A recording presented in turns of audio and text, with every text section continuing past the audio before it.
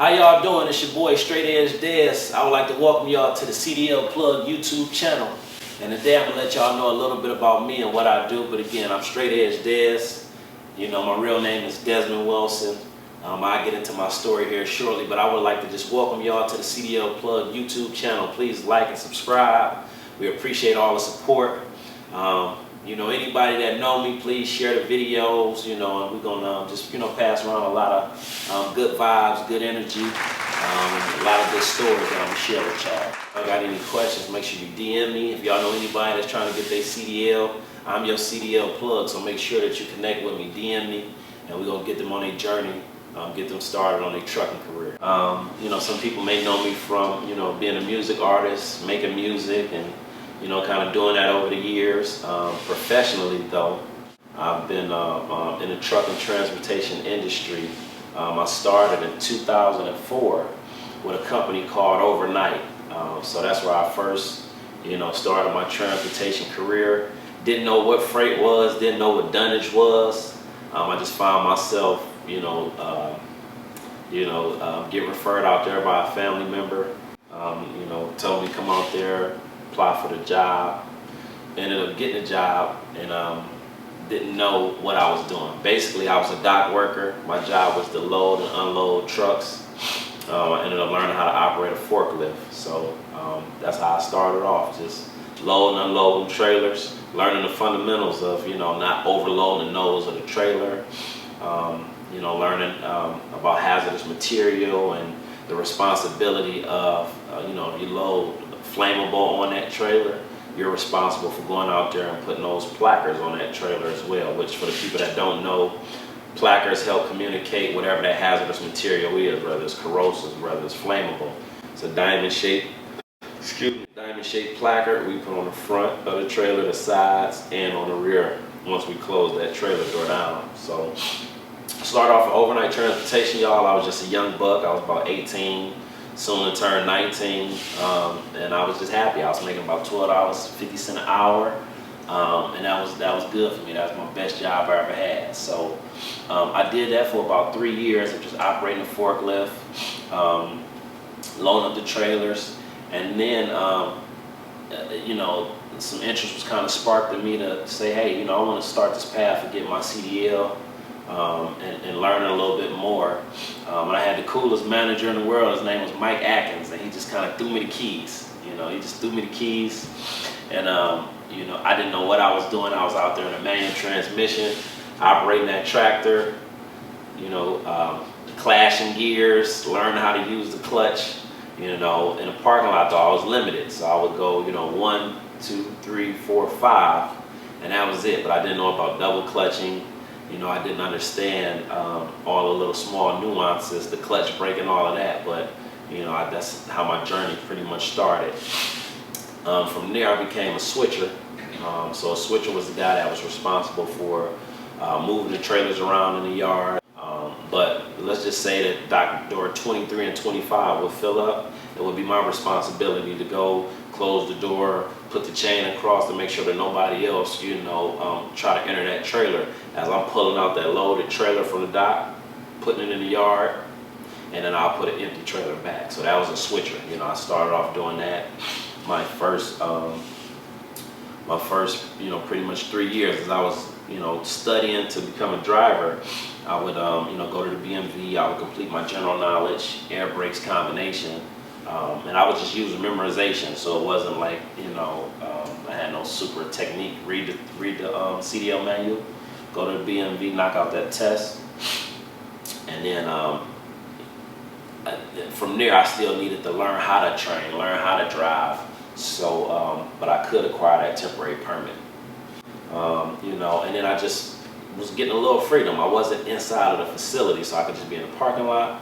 And I just started communicating with the drivers. I would see the drivers come in, they would need empty trailers. You know, I was just that go-to guy in the yard. I could tell them where the empty trailers were, what trailers to avoid, and stuff like that. And then those guys just started sharing information with me. You know, hey, telling me how much they make. You know, it was almost as if drivers had this VIP treatment. You know, some of the guys would start at 9. They had the best schedule. They start at 9 a.m. They'd be done by 5 p.m. You know, come to find out these guys making $22, $23 an hour, you know, and I'm just a young pup. I'm in here making $12 an hour, and then they're like, hey, Des, you know, man, I'm just letting you know, man, it's ugly when you open up that door. They got skids that man fell over on each other and stuff like that, and it's my job to, hey, pick this freight up, recoup it, and then they're off. They're clocking out, heading home. So that's what kind of just started the journey for me to say, hey, man, I want to acquire my CDLs and, you know, kind of get on this route. So that was my journey. I mean, I didn't know what I was doing as far as getting a CDL. I had never went to truck driving school.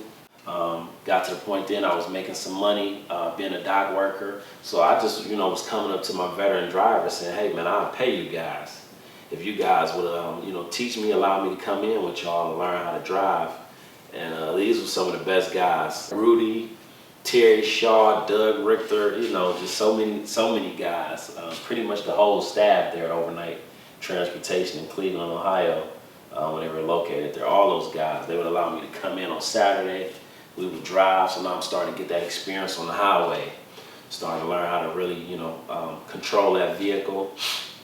But when it came to the pre-trip inspection, they couldn't help me. A lot of those guys, they were all grandfathered in.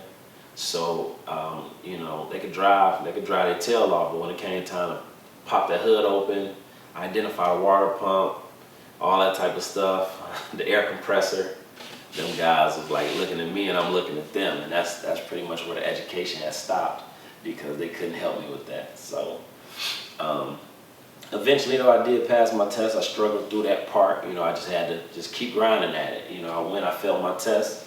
And, you know, hey, I ain't ashamed to tell y'all that I failed my pre-trip inspection 3 times. This was back in probably 2006, because I finally passed the test in 2007. But, man, that pre-trip was whooping me. I was terrible at it, you know, and I just didn't understand how you had to really practice that thing, how you had to say it out loud to yourself, say it to someone. When you're doing that vehicle pre-trip inspection, you got to say it out loud, because you don't want your first time actually saying it out loud is when you're dealing with an examiner and you're nervous and you don't even feel confident with the things that you're saying. So that's how it started for me. Out at Norwalk, I went out there and passed my test, got my CDL in 2007. You know, one of the happiest days of my life. I had just been on a journey for so long, such a journey that I remember just disappointing everybody at the job. I would come back, tell my whole dock crew, like, hey, I got my test today. I would come back, I got about 30 guys rooting for me. I get in there and they like, hey, Des, how I go? And I'm like, just shaking my head. They like, damn, you failed your test again. And to this day, I honestly think that I discouraged some of them guys, because I think they felt like, you know, he got some initiative, he's a pretty smart guy. And you know, sometimes you know, you can look at somebody else's situation and be like, damn, that guy's pretty smart, but if he can't pass it, I know I don't stand a chance. So y'all don't believe that. Don't get caught up in other people's journey. Your journey is your journey, my journey is my journey. I just made it hard. Me knowing what I know now, I was supposed to get in there and execute that pre-trip and knock that thing out. That was 2007. I come in, I got my CDL. UPS had just purchased Overnight Transportation. We became UPS Freight. So now I'm super excited. I'm like, hey, it's about to go down. I'm about to get that full-time status. My pay is about to go from, you know, like $12.50 to about $22 an hour. I'm all excited. And then one of my lead drivers, they say, hey, did you take a road test? And I'm like, a road test? Man, I've been training with you this whole time. You know, going out in the city. You know, just shadowing the drivers. I thought I, you know, performed the road test all this time. And he like, no. So went out, driving, doing my thing. And he say, Des, I'm sorry, man. I don't know what to tell you, but I can't pass you on this road test. He say, because when you shift, you take your eyes off the road, you look down at the shifter as you changing gears. And, you know, I was highly disappointed, but I really had to just respect what he was saying, and I just had to stay at it. So now I got my CDL, I'm spending an additional month out there with the same driver and with just other drivers again, just trying to perfect my skills and just trying to make sure that I could pass that road test. So I finally passed the road test. And now, everything changed for me. I went from being a part-time dock worker for 3 years to acquiring my CDL, going full-time, and then, that rate just increasing. So that was awesome. Just starting my journey there. Again, I told you I wear many hats, so I was always making music. So I had Des Entertainment. That was the first company I started in 2007. So I've been rapping, kind of doing my thing. I own a studio, recording studio, steady rolling recording studio. So in the midst of me just being that trucker, holding down the family, I was married at the time, 4 children. 2014, I had just finished barber school. I wasn't for sure, what I was going to do, but I just knew that I didn't want to be a truck driver anymore, or at least I didn't want that to be the end of my run. Like I say, this was about 2014. I'm getting retirement papers talking about 2050 and all this stuff. I'm like, man, I can't just be no truck driver for that long. I just want to do so much more. So I ended up applying at a community college here, Cuyahoga Community College, Tri-C. And then, at first I didn't get the job, and then they offered the job to me. So I told y'all that I never went to truck driving school in the beginning. So now in 2014, as I was getting this new opportunity to be a CDL instructor, I was actually getting an opportunity to go to truck driving school for free. I had been driving for 7 years at this time, but I had never really learned the fundamentals of, skid control and recovery, or the various different clutch positions and all that stuff. So I had just been doing the job, but not really learning those fundamentals and learning all that instruction out of the booklets. So I was excited about the journey, and thought it would be a great addition to the different things that I had going on. So again, I started off with Tri-C. Man, sitting in there learning, just sucking it all in, not acting like I knew everything, just getting back to the grind. So it was a blessing to just be able to get out there, sit in the classroom, learn from a good instructor, and then but once we got out in the yard, the students they didn't care that I was an instructor in training. They needed help. We were understaffed, so my feet was just put right to the fire. And I just realized in those pressure situations, that's when I really shine and I really do well. So I spent the first week of getting yelled at, telling guys the wrong turn. I'm like, hard left, turn that steering wheel hard left, but I really meant hard right. So I was just sitting outside telling guys the wrong turn. I had good intentions, but just because you've been driving that truck for 7 years, 10 years, 30 years, it still doesn't mean that it'll translate as an instructor, even though you've been doing it. So I just had to, kind of take a moment, regroup, and I just had to change my way of thinking and really just be patient with the guys. So I was building a rapport pretty quick, because they was just like, they were pretty much forgiving of me, but they knew that I could still help those guys out. So once by week 2 of me telling them the wrong turn, then it was all good from there. I was getting those guys, had them alley docking and everything else, which was one of the hardest skills for me to teach at that time. But eventually, man, I just started clicking from there. Just started connecting with those guys, and I saw opportunity there. A lot of the instructors were, retired truck drivers. So here I am. I'm, 29, finna turn 30 years old, and I'm just starting off. I got all this excitement, and I just knew that, man, it's gonna be a good field for me, because there wasn't a lot of young guys doing it at that time. So I was blessed to be one of the youngest and to start earning everyone's respect. So from there, I worked at the Cuyahoga Community College. I worked there for about 18 months, and then I went over to a larger school in the Cleveland area, which is Great Lakes Truck Driving School. So I was just there, bigger operation, not doing so much teaching in the classroom, stuff like that. Now I'm just more so out in the yard, and it's just a big operation. So it's like we went from, Tri-C having 4 trucks. Now I'm at Great Lakes, and they got about 14 and 20 trucks outside. So just bigger operation, but I was just still so prepped and so prepared from leaving Tri-C. I could teach all aspects. I can handle the small crowd, that small intimate crowd of students. And then at Great Lakes, I learned how to shuffle around 20 students. So I'm walking 20 students around the vehicle, doing a pre-trip inspection and keeping everyone engaged and entertained. So man, that just had me clicking from there. So, you know, Great Lakes was a great experience. At the time, we talking, you know, 2015, 2016, 2017, you know, the pay still wasn't adding up. When I had left UPS, you know, I was making almost like 60-something grand a year. Now I'm going down to 40 teaching. It was just kind of unbelievable. Looking back, I don't even know how I was able to sacrifice and just, you know, just had the wherewithal to kind of make that decision, but it ended up being one of the best decisions for me.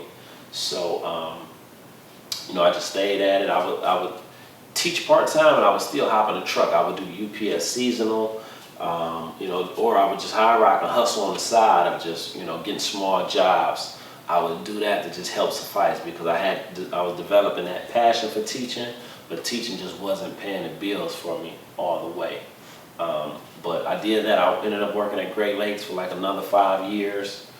Just kind of rolling from there. I became a examiner for the state of Ohio. So now I went from being a truck driving instructor to being an examiner. Now I'm the guy that you come see when you come to the BMV and you want to do your Class D driving exam. I was doing that for a little while, but I was training and getting prepared to do the CDL exams. I was a CDL examiner too for the state of Ohio. So now they got me in there, you know, I got a tie on and looking all professional, just to tell these guys, like, hey, I'm sorry, you didn't pass your test today. Come back and see us in another 7 days. So, you know, I was on the other end of it, and that was, you know, a unique perspective. Probably did about 100 tests there before, I'll just say pretty much moving on, moving on from the state. Went back to Great Lakes, did some teaching there. 2019, I started working at J.J. Keller and Associates. So J.J. Keller, just a great company. As I worked for Tri-C, as I worked for Great Lakes, as I worked for UPS Freight, any company I ever worked for, their training material was J.J. Keller and Associates. They make all the textbooks, they make all the videos. So it was an honor for me to actually go out to Neenah, Wisconsin, I believe, is where it was located. You know, I'm training there. Going over to, I forget the training institute they would take us to, but this is where they filmed all the videos and did all the skid control and recovery. But this was another CDL school that was located in Wisconsin. So, you know, that was a blessing to just see how all that stuff is produced and just to be a part of the team. So I worked at J.J. Keller and Associates. I did that for about 1.5 years, almost 2 years. And then in 2021, I finally got brave enough to become an owner-operator. I bought my first truck. Spent 10 grand for my first truck. This was 2021 June, I never forget it. And I'll tell y'all that my first year in business, in 6 months, I made like $214,000. So that kind of just, you know, that got me started on an entrepreneur journey. I got receipts as well. You know, we'll get into that. I know a lot of people, you know, just be throwing numbers and stuff out here on the internet. But, man, what a great experience. 2022 was kind of rolling. And then just the effects of COVID and stuff like that, started seeing fuel prices, $6 a gallon. Insurance was through the roof. I had on 3 trucks. I had grew that fast. I was owning 3 trucks. 3 trucks for no reason, because I didn't have 3 solid drivers. So you can imagine I'm paying, you know, $7,400 in insurance, and it just started to be a mess. So, you know, I just kind of fell back from being an owner-operator just as fast as I got in. I kind of faded right out as far as being an owner-operator. And then I just started focusing on opening up a school, CMV Pros, in 2022. And then I finally got CMV Pros open, which, finally got CMV Pros open, which was like an 8-year journey for me. So finally got the CDL school open. And that's where we at present day. So CMV Pros, the school is open. If anybody looking to get their CDL, be sure to connect with me. Again, I would just like to thank y'all just for taking the time to just, you know, hear me out. I know I've been all over the place. This is my first video, so bear with me. But we're here to stay. CDL Plug YouTube channel. It's going to be more than just trucking as well. I'm going to be interviewing entrepreneurs, next episode, I got a real talented, a dope artist from Cleveland. He's doing big things in Cleveland, doing big murals, stuff like that. Real dear friend of mine. So I'll bring him on next week. Y'all will get to meet Darius Stewart. And you know, I'm just looking forward to some success. Y'all please tap in with me. Let me know y'all thoughts. Please comment, like, subscribe. And just thank you for rocking with me. Thank you for just taking the time to hear me out. So first video is done, CMV Pro.